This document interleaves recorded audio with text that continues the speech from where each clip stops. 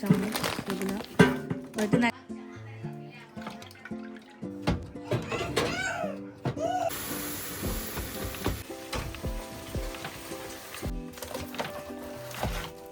তাড়াতাড়ি অপরিষ্কার হয়ে যেত। হ্যালো এভরিওয়ান, আসসালামু আলাইকুম। টাইনওয়াল ফ্যামিলির সবাইকে নতুন আরেকটি ব্লগ দেখার আমন্ত্রণ জানিয়ে শুরু করছি। বাহিরে গিয়েছিলাম, এত কিছু বাজার করে এনেছি। আর এদিকে আমরিন বেগম হচ্ছে পিৎজা খাবে, আবদার করেছিল আমার কাছে। তো বাহিরের পিৎজা মানে দোকানের পিৎজা তে দেখা যায় যে মাংস বা একটু জাল হয়, তো এগুলাও খেতে পারে না। তো আমাদের এখানে হচ্ছে এই রেডি করা পিৎজা পাওয়া যায় শপে, এটা হালাল। তো এটা এনেছি, ওভেনে ঢুকিয়ে দিলাম। 15 মিনিট ওভেনে রেখে দিলে হয়ে যাবে।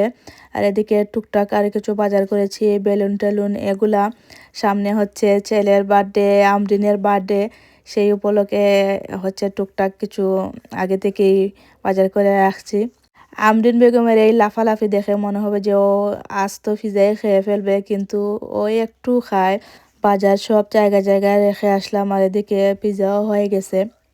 তবে আমার কাছে মনে হলো যে 10 মিনিটে দিলে ভালো হতো, 15 মিনিট হচ্ছে বেশি পাওয়ার হয়ে গেছে। একটু হচ্ছে টোস্ট বিস্কুটের মতো হয়ে গেছে, তারপরেও ঠিক আছে, এত বেশি ড্রাই না, খাওয়া যাচ্ছিল। প্রথমবার এনে বানিয়েছি, তো সেই কারণে হচ্ছে একটু ভুল হয়েছে। তো নেক্সট টাইম আনলে 10 মিনিটে দেব। প্যাকেটের মধ্যে লেখায় 15 মিনিটে দিতে হয়।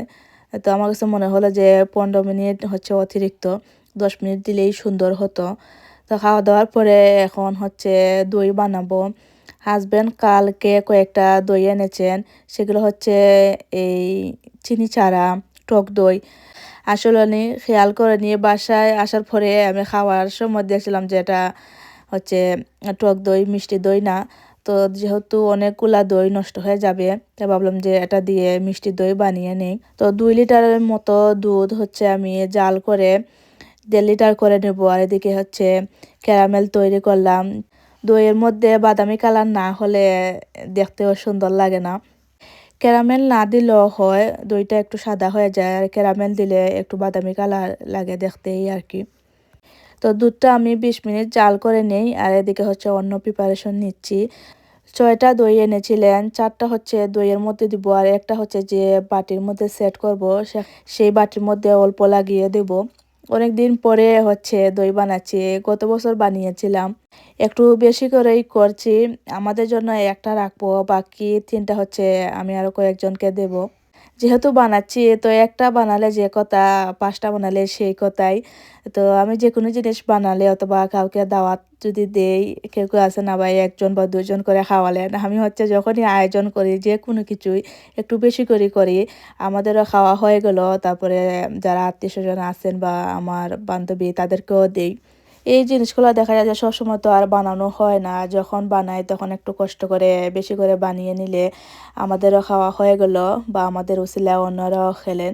তো এই তো আমার দুধ জাল করা হয়ে গেছে, আমি টক দই দিয়ে ভালো করে ফাটিয়ে নিয়েছি। আজকে দই হচ্ছে মাটির পাত্রের মধ্যে করছি। দই মানে হচ্ছে মাটির জিনিস, মাটির জিনিসে আসলে খেতে বা দেখতে যেরকম সুন্দর লাগে, দই অন্য কোনো কিছুর মধ্যে করলে সেরকম দেখতে সুন্দর লাগে না। আসলে যে জিনিস যেটাতে মানায় সেটাতেই করলে হচ্ছে অনেক বেশি আকর্ষণীয় লাগে। তো আমি হচ্ছে ওভেনটা 5 মিনিট এই গরম করে নিয়েছি। এখন দইগুলা দিয়ে আরও 5 মিনিট গরম করব, তারপরে অফ করে দিব, আর এভাবে সারা রাত রেখে দেব। আর আমি ব্লগটা কিন্তু সন্ধ্যার পর থেকে স্টার্ট করেছি, আজ হচ্ছে রাতের সব কাজকর্ম শেয়ার করছি। তো এই যে দই বানাতে গিয়ে এত কিছু অপরিষ্কার হয়েছে, এগুলা ধুয়ে নেই, তারপরে হচ্ছে রাতের জন্য রান্না বান্নাও করতে হবে। কোনো কিছু তৈরি করলে সব থেকে বেশি প্যারা দেয় হচ্ছে এই জিনিসপত্র, অনেক কিছু এলোমেলো বা অপরিষ্কার হয়, সেগুলো আবার গুছাতে হয়। তো এই তো সব কিছুই ধোয়া হয়ে গেছে, কিচেনটাও পরিষ্কার করে নিলাম। তারপরে সবার কি অবস্থা, কেমন আছো জানিও। আর আমার ব্লগ যারা যারা দেখছেন কষ্ট করে ধৈর্য সহকারে, সবাইকে অনেক ধন্যবাদ। আর যারা কিনা অনেক সুন্দর সুন্দর কমেন্ট করেন ওনাদেরকেও, আর যারা আমাকে পছন্দ করেন না তারপরেও লুকিয়ে লুকিয়ে আমার ব্লগ দেখেন, ওনাদেরকেও ধন্যবাদ। আজ হচ্ছে আমার বাসায় মেহমান আসবেন, তো সব রান্না বান্না করে টেবিলে সব কিছু সেটিং করে হচ্ছে এখন বসে আছি, মেহমানরা আসেননি। তো ভাবলাম যে এই আধা ঘন্টায় হচ্ছে আমি একটা ভিডিও এডিট করে সবার সাথে শেয়ার করে নিই। আর ইদানিং রেগুলার ভিডিও দিতে পারছি না অনেক বেশি ব্যস্ততার কারণে। তো এদিকে হচ্ছে আমার হাত মোছার যে টাওয়াল সেটা পুরাতন হয়ে গেছে, সেটা ফেলে দিলাম, নতুন একটা বের করলাম। এই টাওয়ালগুলা বাংলাদেশ থেকে এনেছিলাম, 6টা এনেছিলাম, 2টা হচ্ছে এই ইউজ করা হয়ে গেছে আর 4টা মতো আছে। তো এদিকে হচ্ছে ছেলে মেয়ে কিছু খেলনাও কিনেছে।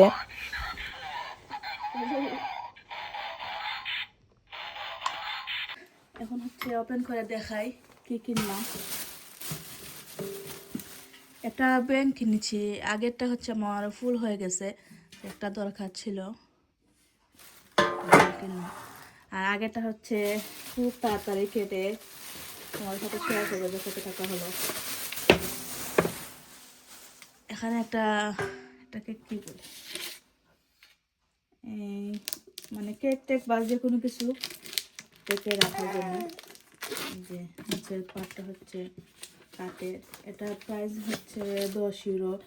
এটার মধ্যে এই কাছের যেটা সেটা অনেক দাম, 40 ইউরো। আমি 2-3 দোকান দেখেছি, এটা একটু দাম কম। এই ব্যাগে আরো কিছু জিনিস আছে, এই যে একটা ফুলের তোড়া কিনেছি পার্পল কালার, এটা 4 ইউরো। এটা হচ্ছে সোফার কাভার, কিচেনের জন্য কিছু জিনিস কিনেছি।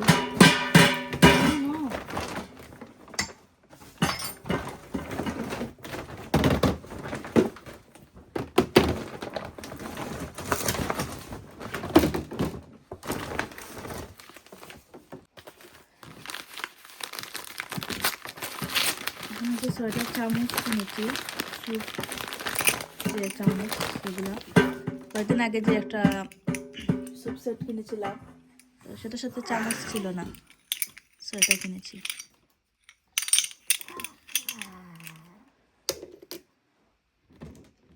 আর এই তো কিচেনের জন্য কিছু জিনিস, এগুলো দেখে আমার কাছে যে অনেক ভালো লাগলো।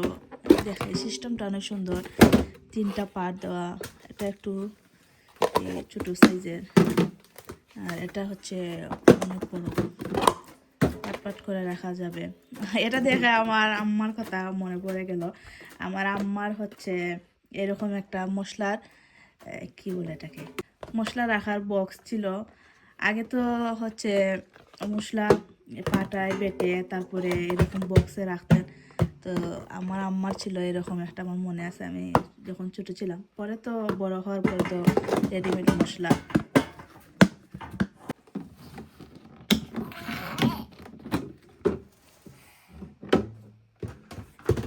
এখানে 2টা পার্ট আছে, এটা আমি ফ্রিজে কোনো কিছু রাখার জন্য নর্মাল ফ্রিজে নিচ্ছি। সিস্টেমটা সুন্দর, 2 পার্টে 2 ধরনের জিনিস রাখা যাবে, এটা অনেক বড়।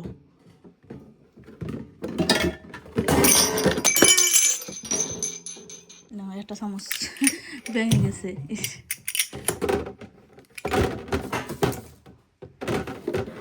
হচ্ছে আরো একটা,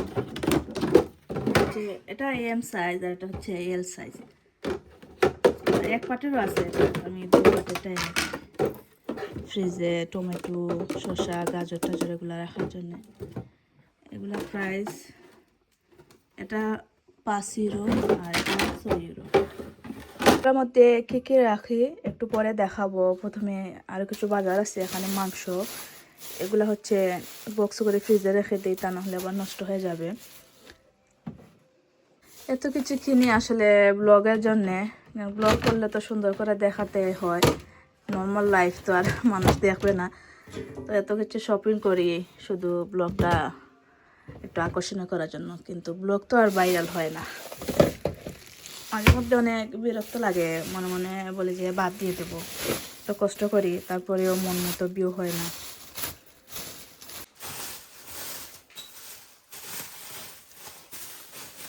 এখানে শক্ত মুরগ, ফার্মে মুরগ, গরু মাংস,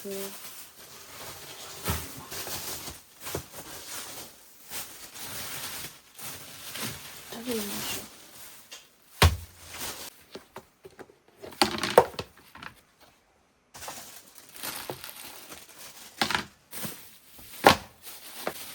আগে হচ্ছে এরকম ব্যাগের মধ্যে করে ফ্রিজে রেখে দিতাম, তো অনেক বেশি জায়গা যুক্ত, তারপরে ফ্রিজটাও খুব তাড়াতাড়ি অপরিষ্কার হয়ে যেত। ফ্রিজটা তো তাড়াতাড়ি ময়লা হয় না।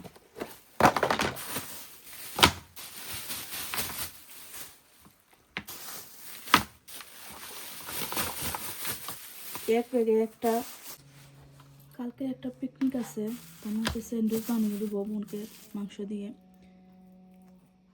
এখানে হাড় ছাড়া বুকের মাংস আলাদা করে নিয়েছি কয়েক টুকরা।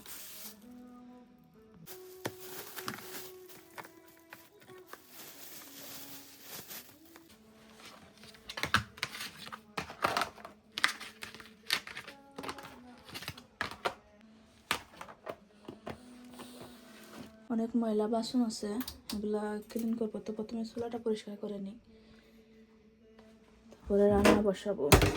আরও অনেক কাজ আছে, তো রান্না বসিয়ে তারপরে সেই কাজগুলো করবো।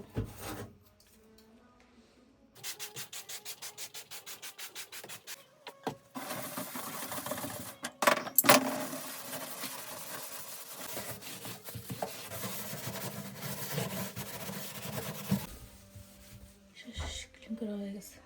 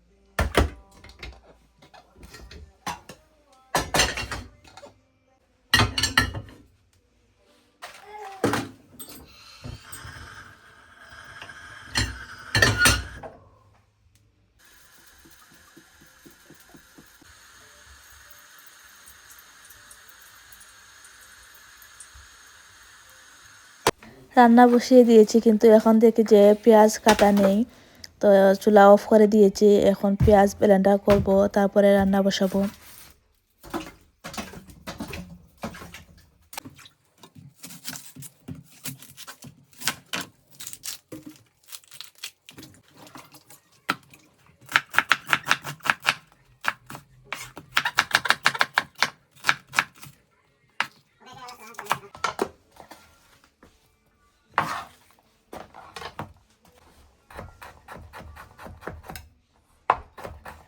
রসুন দিলাম,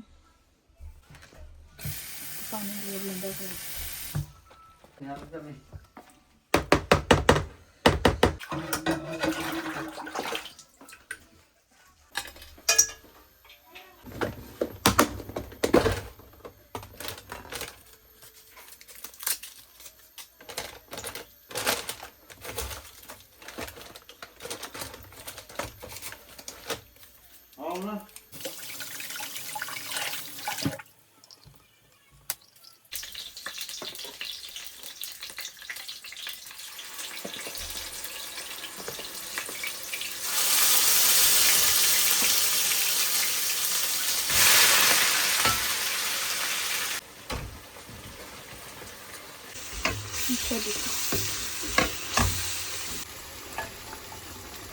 চট্টগ্রামের উপর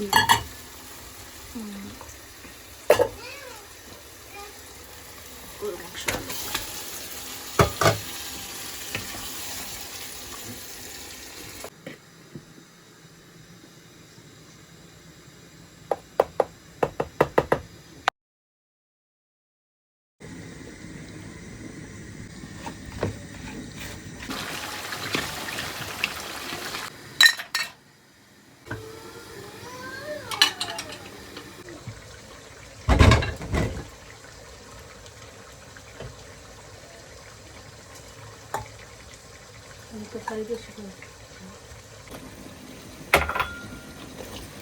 দই ওভেন থেকে বের করলাম, এই তো 80%-এর মতো হয়ে গেছে। এটা এখন নর্মাল ফ্রিজে রেখে দেবো। তো ফ্রিজে রাখার পরে হচ্ছে আরও সুন্দরভাবে সেট হবে। তো এখন হচ্ছে কেটে দেখাই।